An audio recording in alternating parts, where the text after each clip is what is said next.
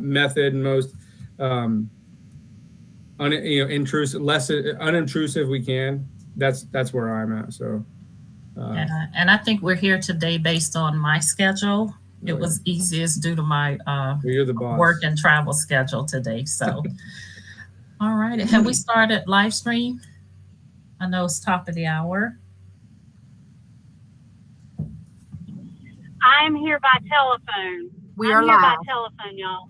Okay. Thank you, Ms. White. All right, everyone. Well, welcome to today's Fine Arts Committee call. My name is Tara Kauser Johnson, and I am the chairperson for this committee. This meeting will run as a live meeting would run. So, with that in mind, I am going to ask that you please take this opportunity for a moment of silence.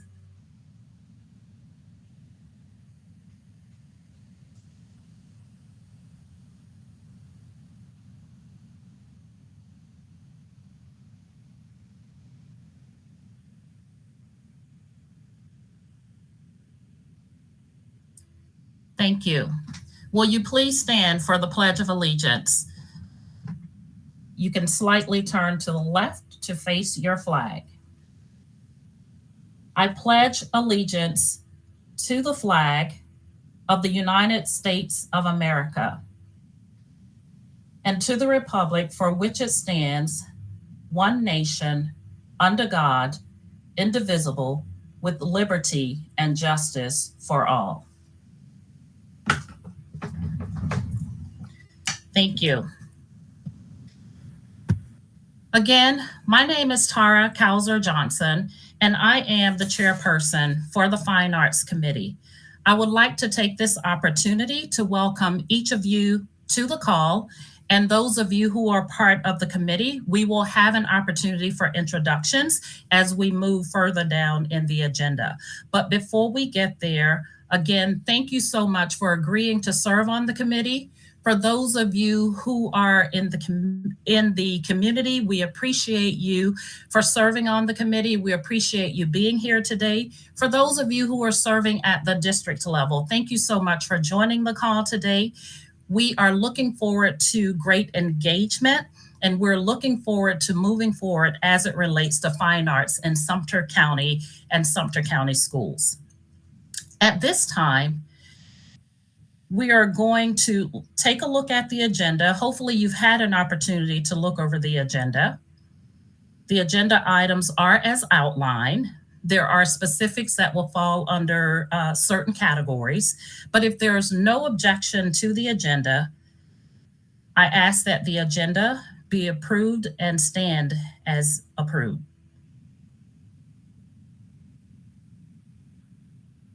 Any objections? Thank you. We will move right along to introductions. So we have several people on the call, and I would not want anyone on the committee or the call to not be acknowledged if you are part of the committee. So with that being said, I am going to ask that we start with introductions of the members who have been approved to serve on this committee.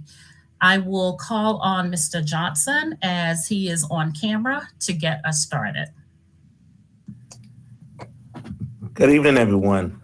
My name is Mr. Herbert Johnson, and I am delighted and appreciative of the opportunity to serve and lead on this committee for our school district. I am currently serving as dual role director of choirs for Sumter High School as well as Morris College and the Sumter Civic Chorale.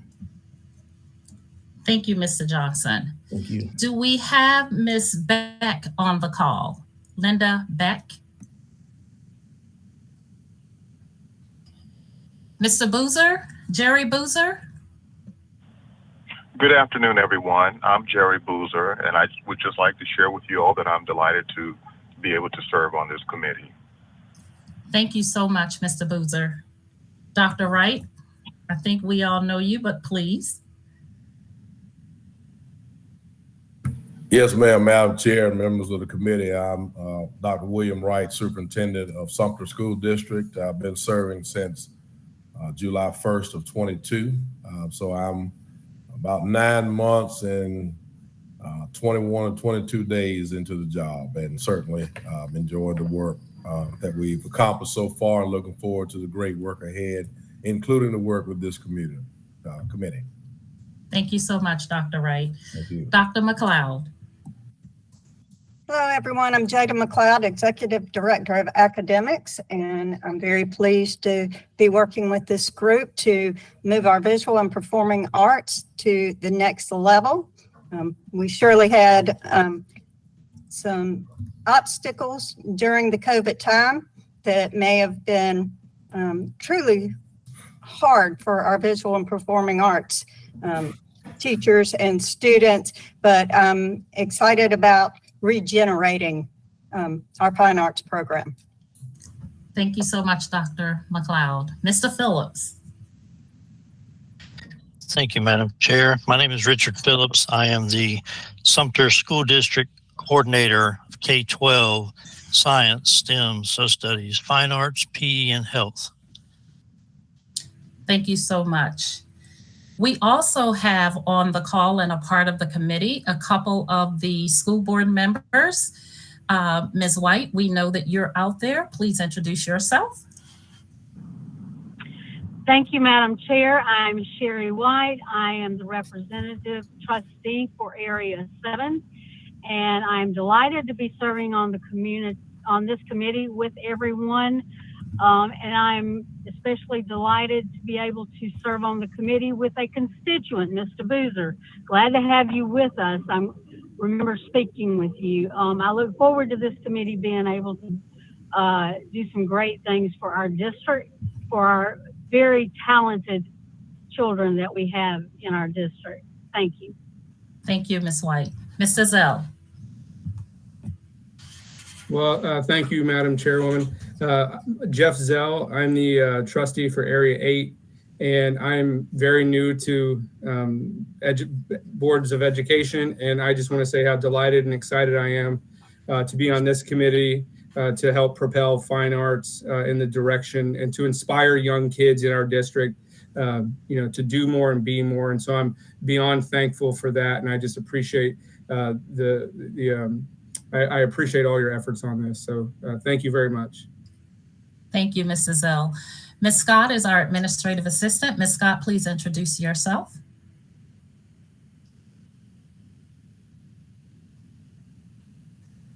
Okay, Ms. Scott may have had to step away. I'm here. Shantae Scott, Administrative Manager to the Board of Trustees and the Superintendent. I'm excited about working with you all. Thank you so much, Ms. Scott. And I know that others are out there. If you would like to introduce yourself, you may do so at this time.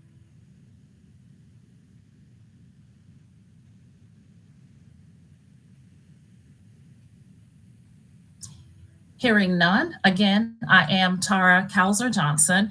I am the school board representative for Area 4, and I am happy to be serving on this committee.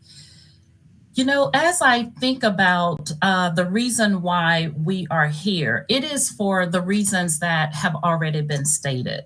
We do this because of the children in the school district. We do this because we want to continue to grow as a school district. And we do this specifically for fine arts because we want to forward our efforts, not only in our community, but statewide, nationwide, as to the fine efforts of Sumter School District and the students that are within. We have many opportunities to build on the program that we currently have. The purpose of this committee is to look at what some of those opportunities may be and have us take action and execute against that which we have control over, that which we have power over, to do the best job that we can do, to be the best district that we can be, and to put forth the best our students have to offer. I am elated of what is going to happen. I'm elated that each of you is involved in this process and you will be a part of this journey to help us fulfill this mission. And I am now going to pause because I failed to read at the top of the meeting the part of the meeting that has to be established, and I'm going to share that with you at this time. As with all of our meetings, this meeting is held in accordance with the Freedom of Information Act. The news media has been notified and a copy of the agenda has been made available to the public. This meeting is open to the public and the public is welcome to attend in person. All persons wishing to attend the meeting by virtual means may do so via YouTube Sumter School District Board meetings and Sumter School District's Facebook page.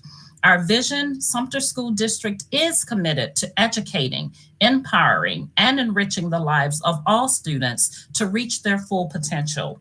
Our mission, Sumter School District is committed to providing a safe, nurturing, and high-quality educational environment that supports the diversity and equips students for local and global success. Our committee members already having been introduced, subcommittee members already having been introduced, staff members already having been introduced. Thank you all for allowing me to go back and share that with you. We will continue with the agenda as outlined. So again, we are here because of what it is we want to accomplish to, again, move this district forward from a fine arts perspective. Fine arts encompasses not only performing arts, but also visual arts. And we also have grade school bands. So there is a lot for us to do to help continue the efforts that are already established. And I'm looking forward to working with each of you to make sure that that happens. I'm also going to pause because I think that this is a great opportunity just to understand from those of you who are willing to share what you see as the vision of this particular group, this team. And we'll have an opportunity when we meet in person to brainstorm further and make sure that we capture accordingly and make sure that we are working towards what it is that we as a group determine is needed. So again, I pause and I open the line up to you to share what you see as a part of your vision for where we want to go with this team.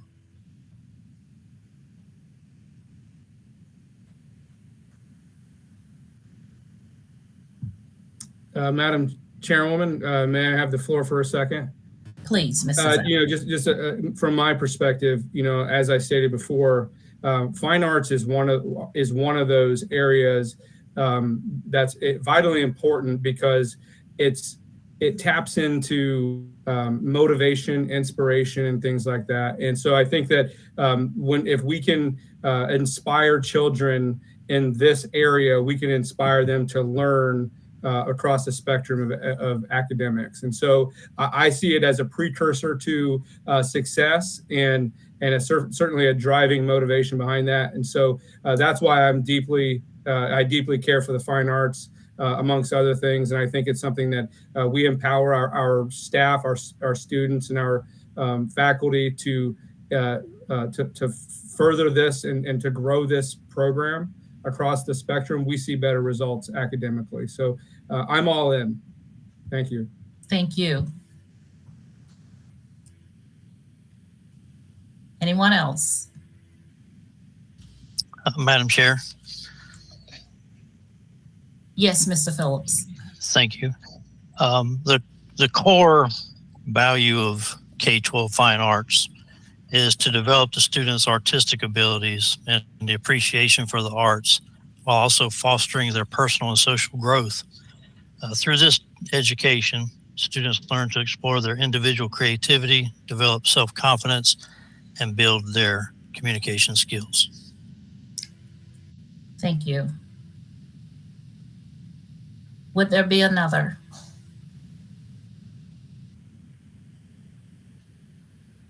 Okay, thank you. We will have other opportunities to hear from each of you. We'd love to hear from you. I think that it is important to hear from those who are involved in this process because we want it to be one of full and total collaboration. So with that being said, I'm going to- Madam Chair, yes. if I might, before we get too far, just wanted to let the committee know that we have approved an increase in funding to support fine arts for this calendar year. So we have a $150,000 allocation that has been earmarked for fine arts for this year, which is up about $20,000 from the last allocation, which was in 2019. Did I get that right, Mr. Phillips? Yes, sir, 100%. Okay, all right. So just want to let you all know that once we kind of found out that there were some additional needs in fine arts, that we went ahead on and allocated that. So, and we continue, of course, to monitor those efforts and so forth. I'm a band parent. I think it was 11 years straight. I was a marching band parent. So I certainly understand the value and the need of a fine arts program. A musician myself, at least I bang on a piano about once a month. So certainly I understand that we have to work with the whole child. And you spend a little bit of time looking at our visual art, our musical arts, just all of the things that are a part of fine arts are so very much valued and appreciated. And spend a little bit of time in our galleries, and you'll know why we have to continue to promote that. So, just wanted to throw that out there, Madam Chair. Well, thank you so much. In fact, that was the segue, because I was getting ready to ask for remarks from you. Is there anything else that you would like to share before I move over to Dr. McLeod? Just other than thank all of you for agreeing to be a part of this. This is in my tenure as superintendent. This is certainly a uniquely named committee for a board, but I think it's well deserving, and I certainly look forward to the work that is yet to come from this committee. So thank you. Thank you. Thank you. Dr. McLeod? Yes, ma'am. Having been a product of Sumter County Schools and actually have gone through since 5th grade, band, both orchestra and marching band, moved from woodwind to marching French horn for marching season, also vocalist. It's very near and dear to my heart. And I have seen how connecting students with a passion that they may not have even known they have makes such an impact, and it affects our climate within our schools. It makes them feel a part of something special. I'll throw it over to Mr. Johnson, who I know also came through much later than me. And I was going to add, if I may, there's a comment I put in there, the chat, there's a place for all in the arts where there tends to be cutoffs in other areas. I love it. That's a good one. To pick the elite, there's a room for that for our advanced level ensembles, but they are also, everyone is accepted at the beginning level. Anyone that want to explore into the arts, we don't turn any child away. Absolutely. Very nice.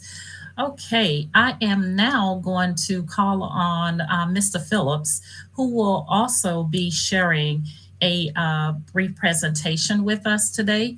It gives us something to really think about and something to noodle on based on feedback from the fine arts instructors throughout the district. So, Mr. Phillips, I am now going to turn it over to you. Thank you, ma'am. Ms. Scott, were you sharing the document, or was I doing that? Please proceed. You have the ability to share your screen. Very good.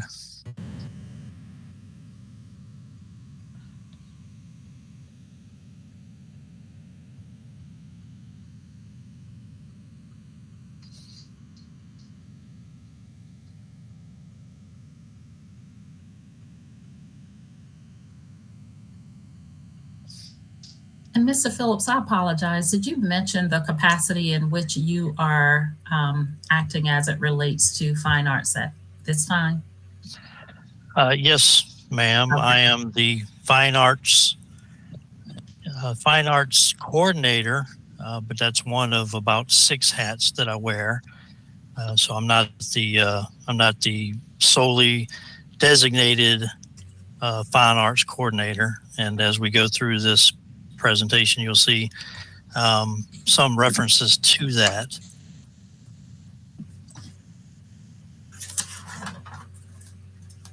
All right, let's see.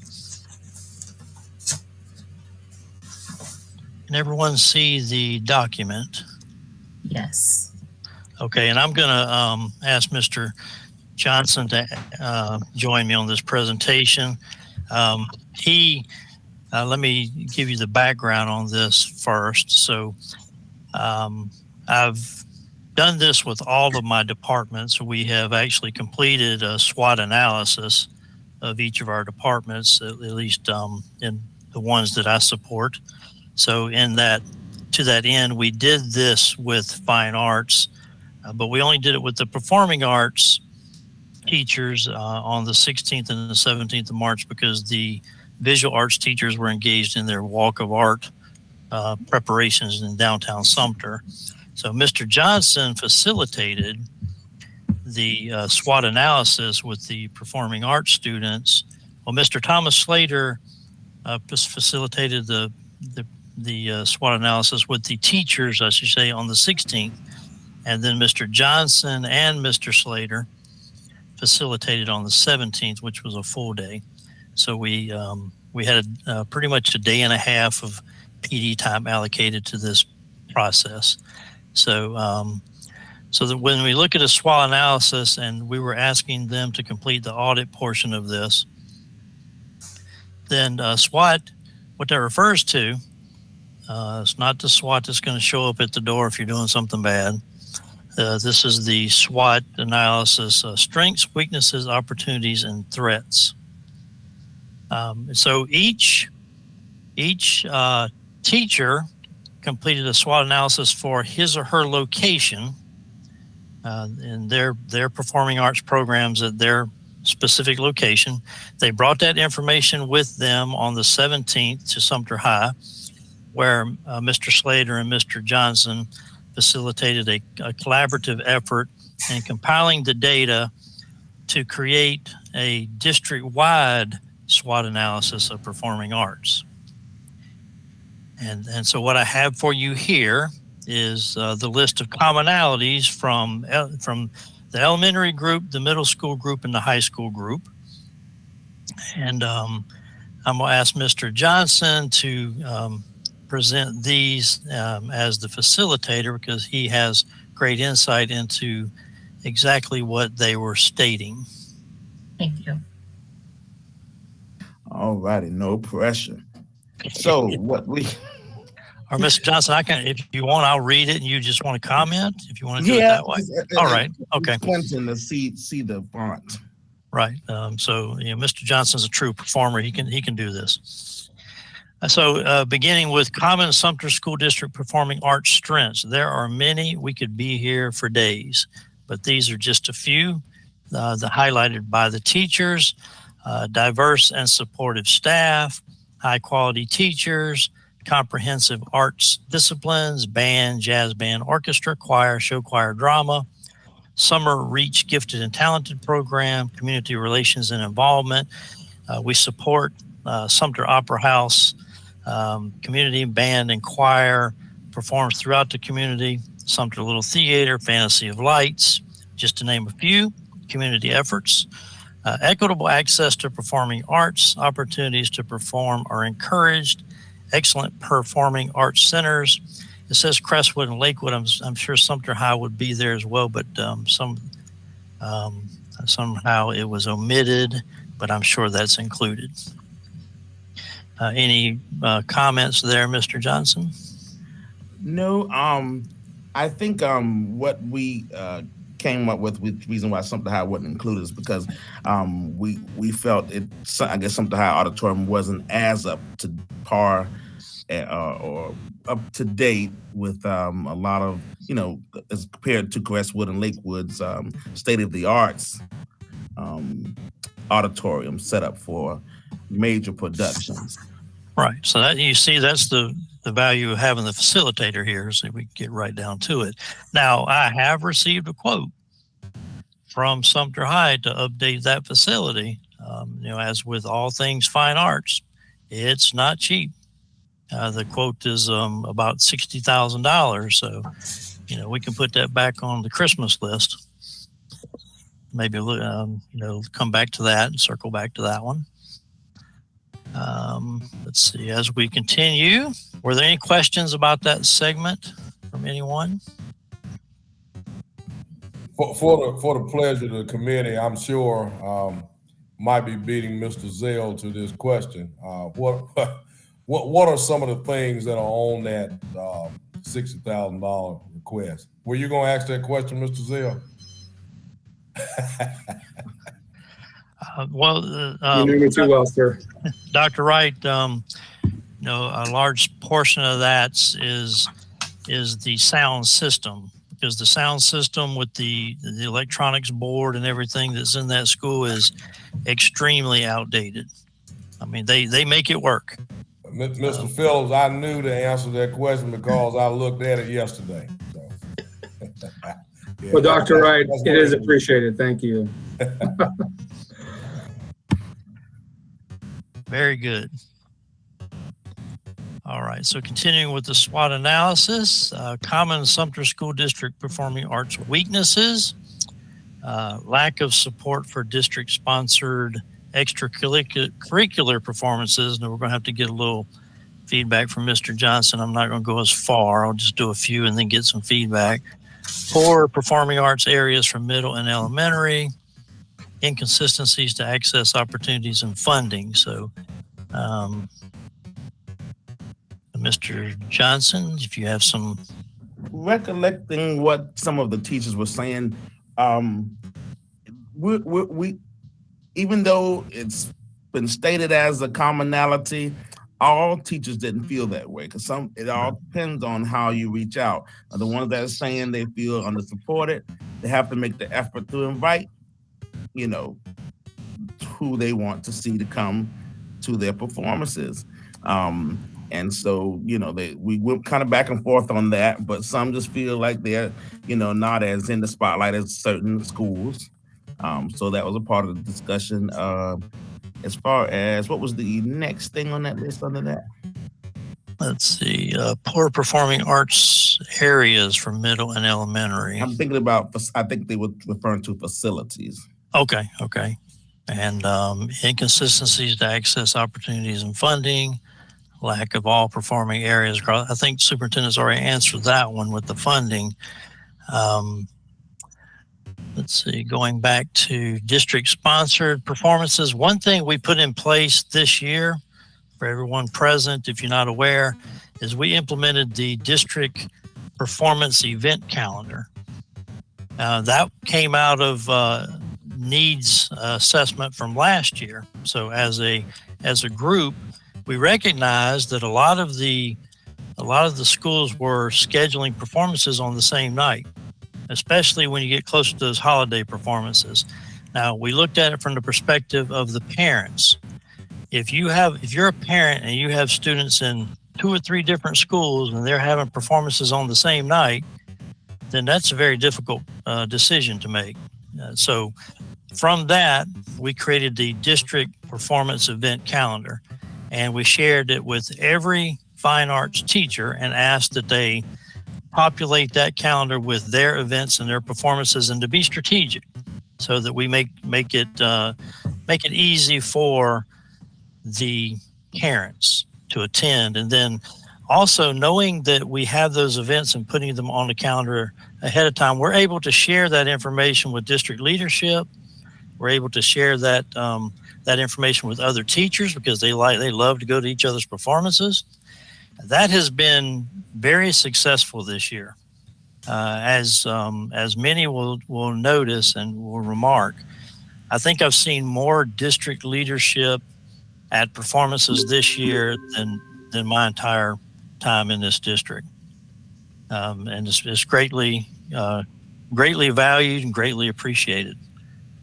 So I think that support is there, and it's a work in progress. Is it perfect? No, but I don't know of anyone who has a performance who doesn't want the house to be full. And something I brought up at Sumter High School that I thought would be a needed thing was like a performing arts brochure, where you could not only promote the arts and your events in a nice little pamphlet that folks can have tangible to see what's happening in the arts, and just have images of artwork, the bands, the choirs, the orchestra, etc., dance, and see when their events are being held. I think that would be something that's visually a simple thing that people could put together collectively that could represent either your school or district fine arts. Okay. It looks like we have a raised hand, Mrs. Zell. The function worked. I appreciate that. Thank you, Madam Chairwoman, excuse me. Just a quick question. As far as advertising, are these events only advertised within the channels of, our schools? Is it advertised to the public? Is the public even allowed to attend? And if so, what's kind of the outreach efforts in that way? Well, as you may be aware, we communicate through the schools. We send the flyers. We make the parents aware. We put it on all the social media sites, but we do not advertise by any paid advertising means because the performances are free. So we keep the overhead low. So we just do it through our normal means of communication with parents and students, which is the things that I mentioned there. And that's part of that goes back to part of that funding issue, is because everything these folks do, they do without charge. They do not charge for any performances. Every performance is free. And that's a definite value to the community. Absolutely. Absolutely. All right. Continuing on, non-content area mentors provided. So looking for teachers to be assigned mentors within their content area. I think, Mr. Johnson, what you're saying there. Content area mentors. Inconsistencies in schedules and protected planning periods used as substitutes, not provided as substitutes, administrative checks. So not sure what the administrative check part is there. Mr. Johnson, if you remember that one. Administrative school. Let's go back up for 1 second. Alrighty. We're at the protected planning period.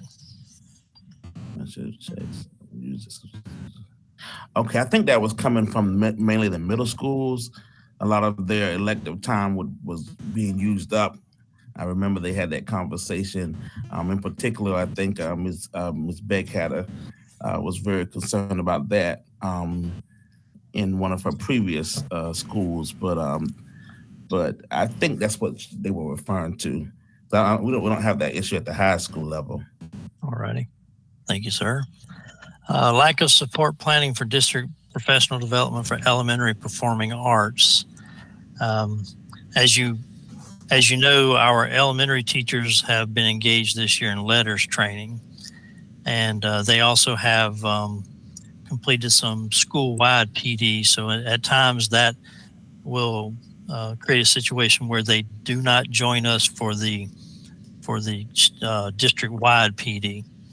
But if their time was unencumbered, they were invited to every district-wide PD that we had for this entire year, and the teachers really enjoy that time of collaboration from K to 12 because it's very rare for that to be able to happen because of all the demands that we have on the different grade bands. And Mr. Phillips, is that the reason why they're there and what it is that they're attending, is it mandatory for them or is it optional as to their participation with the K-12? The school-based PDs and the district-wide PDs are not optional. They are required as part of their 190-day contract. So they are required to be there. Okay.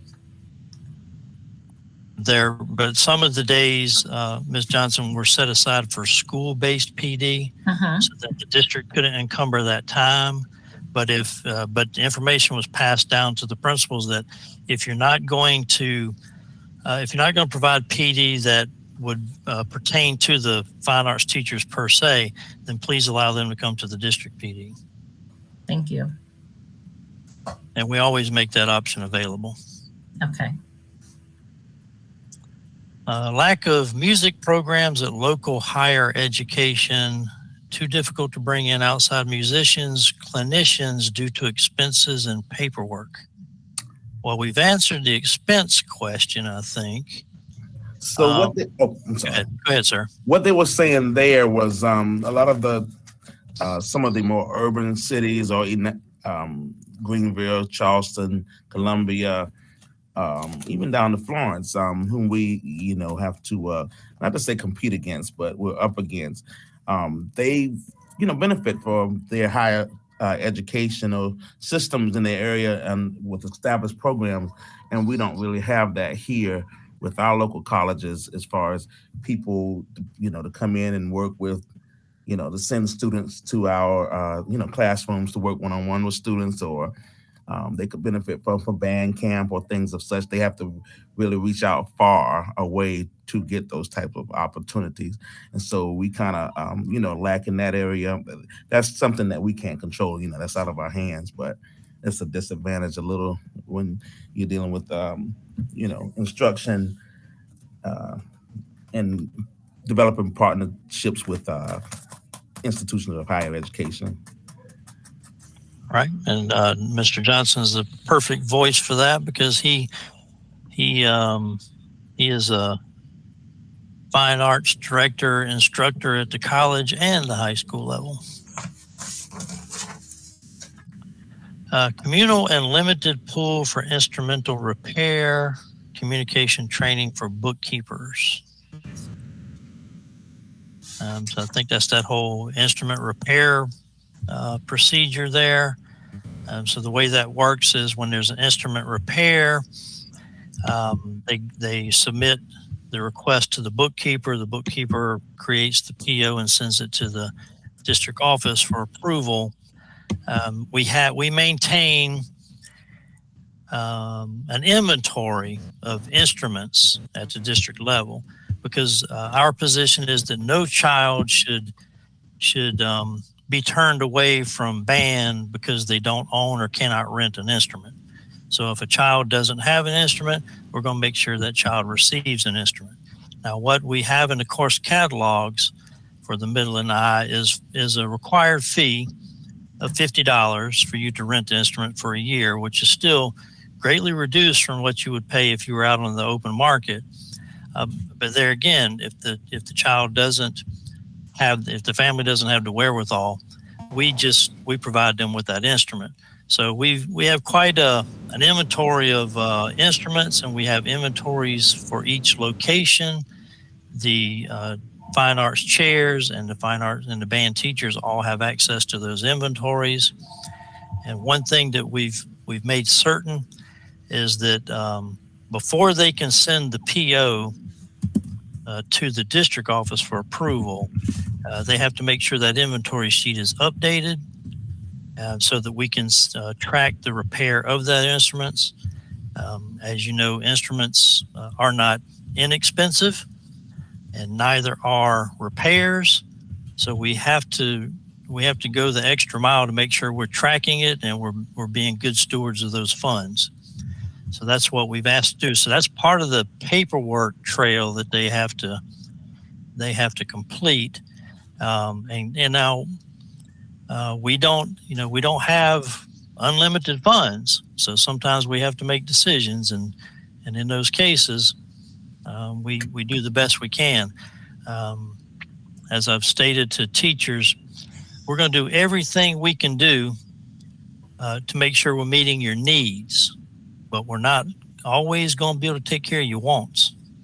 There's two different things. The need is what we have that is critical for student growth.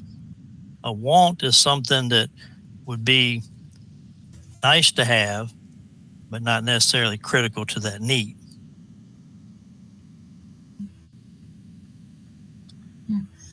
And let's see, any questions so far there? Comments? And I think what they were also mentioning about as far as the bookkeeping, across the board, like some bookkeepers weren't quite aware of the certain funds that they were privy to as far as the instrument repair or something. They wanted to make sure all bookkeepers were on the same playing field and understand how to access certain accounts that were set aside for the band. Some of them feel like they didn't even know about a certain repair line item. Right. Well, they have quite a large number of accounts that they have to master and juggle now. The work that Dr. Wright has done in establishing the funding for the arts has also provided us with dedicated accounts and lines for this. Yes, Dr. McLeod.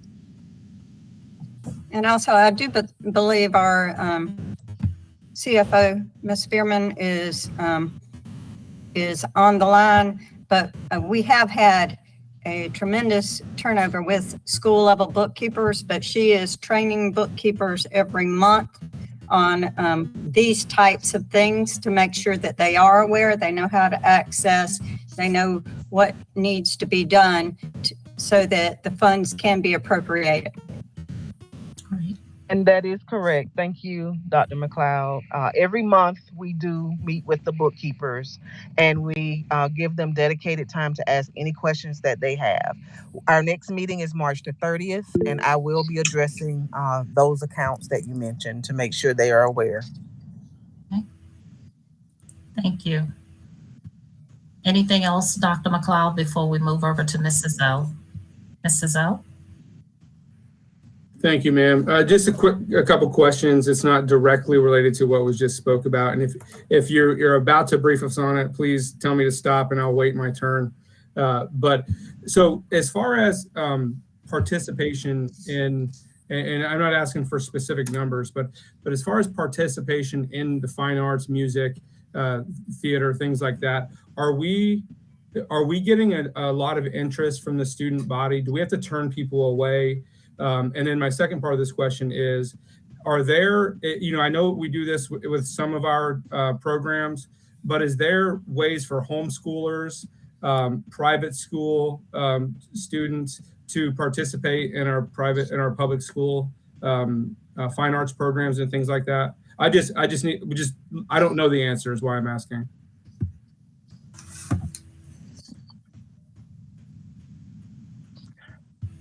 Let's see, private school, they would not participate as far as using district resources, if that's what you're asking, or our instructional programs. Sure. Well, I just asked because their parents are still paying a tuition to some degree. So I was just wondering if that was a connection there. But what about homeschoolers and charter schools? Are they authorized to participate in our programs as well? I think Dr. McLeod raised her hand. The charter schools have funding that is already designated, but the homeschools can participate if it's extracurricular. So, for example, they can't go into Mr. Johnson's third period class because that's a class, but if he's got a jazz ensemble in the afternoons, they can participate in that.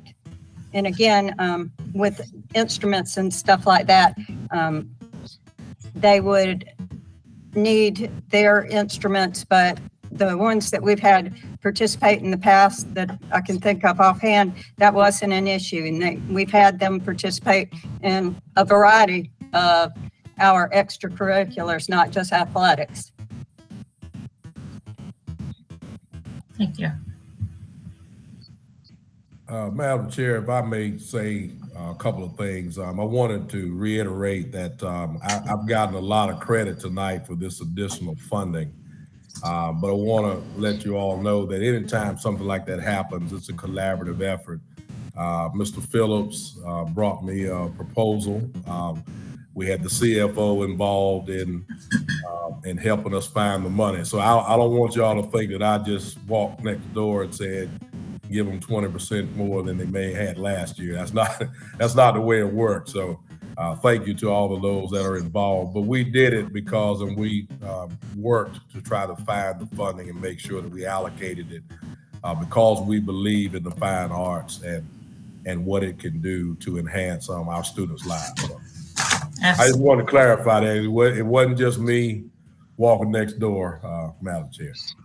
Okay, no worries, and thank you. As long as we get the money, right? But thank you so very much. And I want to pause because this is important work that we have before us right now. These are the voices of our educators in the Fine Arts Department. These are the voices of our students in our Sumter schools. And I do not want us to rush through this. Again, this is a SWOT analysis that talks about strengths, that talks about weaknesses, that talks and speaks to opportunities as well as threats. We have spoken to maybe not all of them, and there are probably a few that we still want to look at under weaknesses. But if you kind of break that down, just to bring perspective to a SWOT analysis, strengths and weaknesses are generally internal pieces of a SWOT analysis. These are things over which we have control. These are things that we can impact. When you think about opportunities and threats, they tend to be more external. They tend to be things that we have less control over, things that we cannot directly impact, if you will. So with that being said, if it is okay with all of you, I would like for us to stay right where we are, centered on the strengths and the weaknesses, and we can look at the opportunities and threats in a subsequent meeting. This way, again, we get to absorb the information that is being shared. We're not rushing through it for the sake of getting through it. And then we don't give individuals an opportunity to speak to it or even to ask questions. We have these meetings scheduled for 60 minutes, and I want to make certain that we do not push right up to the end without opening up the floor for questions, comments, and observations. So with that being said, Mr. Phillips, I'm going to turn it back over to you and Mr. Johnson to see what else there is that we want to discuss within the weaknesses or anything else that needs to be revisited from a strengths or weaknesses perspective. Yes, ma'am. We only have a couple of more items. Okay. Professional development input is not being implemented. I can speak to that one. At the end of every professional development, teachers are given a survey to complete, and at the end of every professional development, they're asked to generate ideas for future professional developments because, as I explained, the professional development that meets their needs is best determined by them, not by me as the coordinator. Now, they are a very vocal and passionate group, so as you might imagine, I get a lot of feedback, but we cannot implement all of it in one calendar year. But so you can feel confident, being a bit of a data nerd myself. I have curated all of that data and that feedback for future use. Paying assistance. I think, Mr. Johnson, we're talking about the people who assist with the programs. Is that what that one is? Yes, I believe so, sir. So this would be paying accompanists, people who play the piano, the clinicians who come in that's when we hire an artist from outside the area who would come in and be an impartial observer and a coach to our kids. And we do that prior to programs like like the honors choir that we just had. We had Mr. David Richardson, who was the clinician, a very renowned clinician, and we were very happy to get him. And I think there was some. I think that has been spoken to as well. The requirements for a clinician, because we were informed that we would have to require liability insurance for that. But I think now we have a set of guidelines that in effect gives a waiver for outside parties who come into our locations, provided they're meeting instructional needs. They're not coming in to say to do repairs, or they're not using equipment. So if it's instructional based, and they're employees of other school districts, then that requirement for insurance does not always pass to them. So that was something that was ongoing throughout the year, and I think has now been resolved. Following the course catalog when scheduling students for middle and high school ensembles. Mr. Johnson, is that talking about prerequisites? Yes, and I actually wanted to go back and address something I think that came up by Mr. Zell when you asked a question about the scheduling and the level of interest coming from students to enlist into the fine arts programs.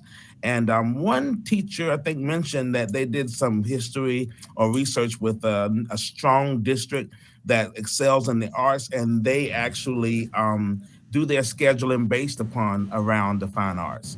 They get their fine arts first and schedule to make sure those classes are set. And I think some of the concerns were it's not that way, it's different at every school. And it's basically they were, looking for some, what's the word I'm looking for? Consistency, district-wise across the board in scheduling and the importance of that, so that we can continue to offer strong programs, because you can't have strong programs without strong students. That's a very challenging. I know. That's very challenging, Mr. Johnson, right? because as we know, many of our extraordinarily talented visual and performing arts students are also in the top 10% of their class.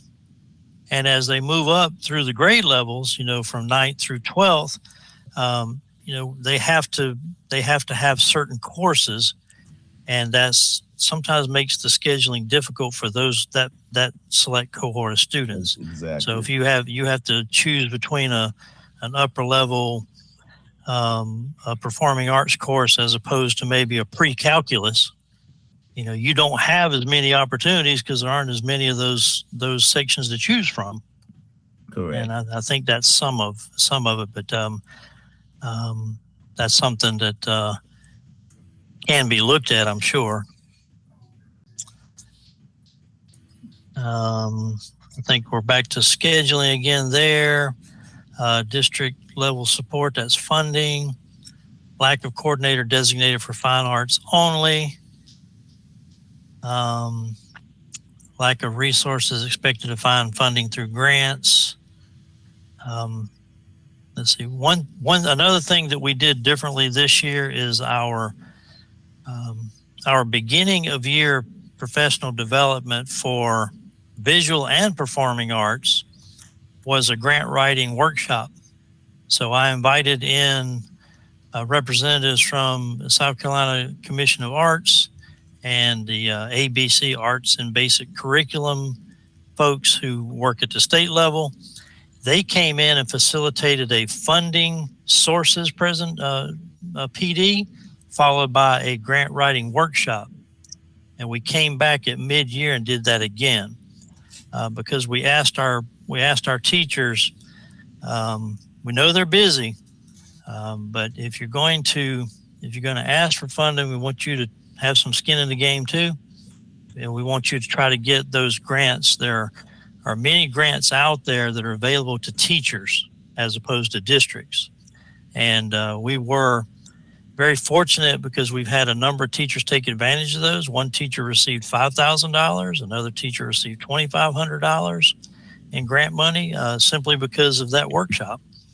And those are rolling grants that appear every single month. So I think we've come a long way on that grant piece compared to previous years. Policies for students with special needs. So Mr. Johnson, I'm not sure what that one is.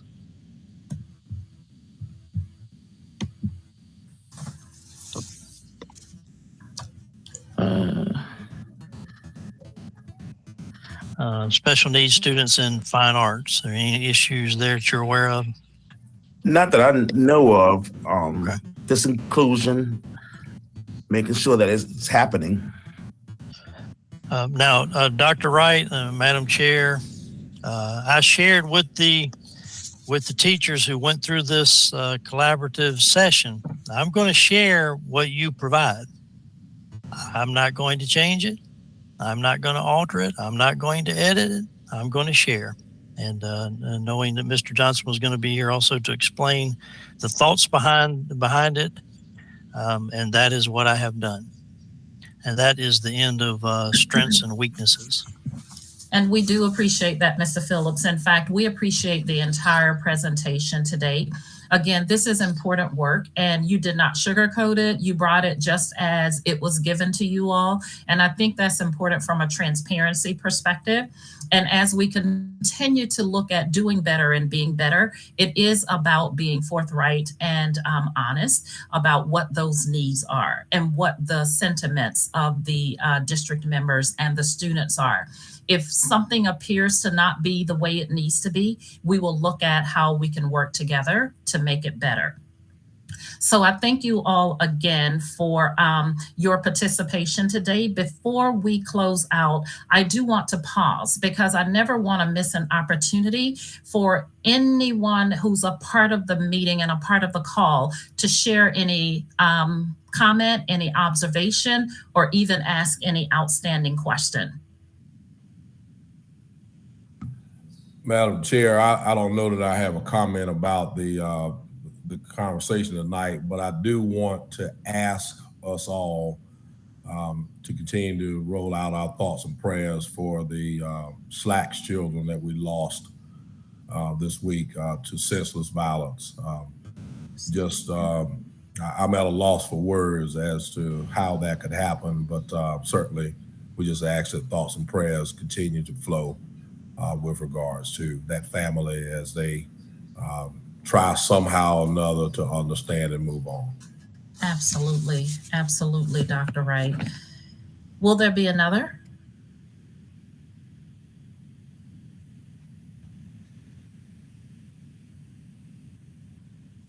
Thank you all so very much. So next steps moving forward, what does it look like? We have an opportunity to come together for our next meeting, and we know that we want to build on our discussion from this evening and continue through that SWOT analysis. We have to understand our foundation before we can build upon that foundation. So again, I don't want to rush it. I want to make certain that we have ample time to go through all of the pieces to really engage at every level that we need to truly be able to be a benefit for what is to come. So with that being said, as far as, and Mrs. L, I see that you have your hand raised. Yes, Madam Chairwoman, just a quick question, just for clarification, you're probably going to speak to this, but how often do we expect to have, okay, I'm going to push it right back over to you, ma'am. If I am reading you correctly, how often are we expecting to meet? So that is one of the questions for steps moving forward. I think I'm going to open up the line, but initially for us to really kind of establish that foundation, it may be necessary for us to meet again in a couple or 3 weeks. And that is for us to get through the information that we started tonight. Once we kind of lay everything out on the table, if it is okay with you, you can provide or share your suggestions as to how often we meet. We want to be realistic about how often it is that we're meeting, and we want to make certain that we're leaving time for us to work on things in between our meetings. So if you all don't mind, what I will do is take a look at the calendar and see if we can't come together to kind of wrap up this foundational meeting over the course of the next 2 to 3 weeks. And it will be an in-person meeting if you don't mind. And from there, we can establish how often we will be meeting, what those, what the matter of those meetings would look like. And we do plan to keep them at 1 hour. In fact, we're at the top of our hour tonight. If you all would provide me that privilege, that is what I am asking for your approval on tonight. Dr. McLeod, I see that your hand is raised. Yes, ma'am. Just one thing to take into consideration. We have 2 performing arts teachers on the committee currently, Ms. Beck in her absence tonight and Mr. Johnson. However, I feel we need at least 1 representative from the visual arts. Okay. Okay. Point well taken. Thank you for that suggestion. Point very well taken. Anyone else? Okay, so it sounds like there is a recommendation to add at least 1 teacher from the visual arts perspective. And also we will further evaluate to see if there's anyone else that we're missing. Do we need at least 1 more person from the community? But that is yet to be established. There is also the recommendation that I'm putting on the table that you allow me to go back and take a look at calendars and look at scheduling a follow-up meeting in the next couple to 3 weeks, so that we're in person and we can also talk about how often we're meeting. Again, I want to be realistic. I know that many of you will be involved in several meetings across the spectrum, and we want to be respectful of that as well. And that's on top of the 2 monthly meetings that we have as a board. So not to overwhelm anyone, but yet to be able to get a few things done. It is something that I'm asking for your consideration around. So with that being said, those are the recommendations. And we're at that point of any closing remarks. Are there any additional closing remarks? There is an announcement that Mr. Johnson has shared that his students, I didn't read it fast enough. Let me go ahead and pull that back up. His students will be performing in Nashville. I take it that that's Nashville, Tennessee. Yeah, I just didn't want you to schedule the meeting then. Oh, okay. Well, congratulations to you and your team that will be performing in Nashville, Tennessee. Thank you. Well, he's happy for you to attend as well. And Madam Chair, and I know we're ending the call here, but this weekend is a very important event for our visual arts teachers. They will be showing their work. This is pretty much the Super Bowl of visual arts for them. They will be showing their work in a great number, if not the majority of the storefront windows in downtown Sumter, beginning on Saturday from 4 to 7. That's the kickoff event for the Walk of Art, which is a part of the Inspire Festival. This is a major fundraising event for Sumter County for all arts in Sumter County. So if you are available, please come out on Saturday evening. Sumter Original Brewery is where you purchase your tickets. $30 is the fee. I know Dr. McLeod has been to the event a number of times. So it's a very nice event, and you'll be able to tour, enjoy some refreshments and some snacks, and see some work that will just absolutely captivate you. You'll be amazed at the level and the caliber of work that these young people are putting in these storefront windows. Sounds like a treat, and we're definitely looking forward to it. So thank you for sharing that announcement as well. Again, thank you all so much for being on the call. If there are no additional closing remarks, is it okay that we adjourn by consent? Thank you so much. And I look forward to following up with you all. Thank you again. Really appreciate your time, your engagement. And it is 4 minutes after 7. It's not that I disrespect your time, but I do appreciate you hanging in there for an additional 4 minutes. Take good care, and we will be following up with you soon. Thank you. Bye-bye. Thank you. This meeting is adjourned. Thank you. Thank you.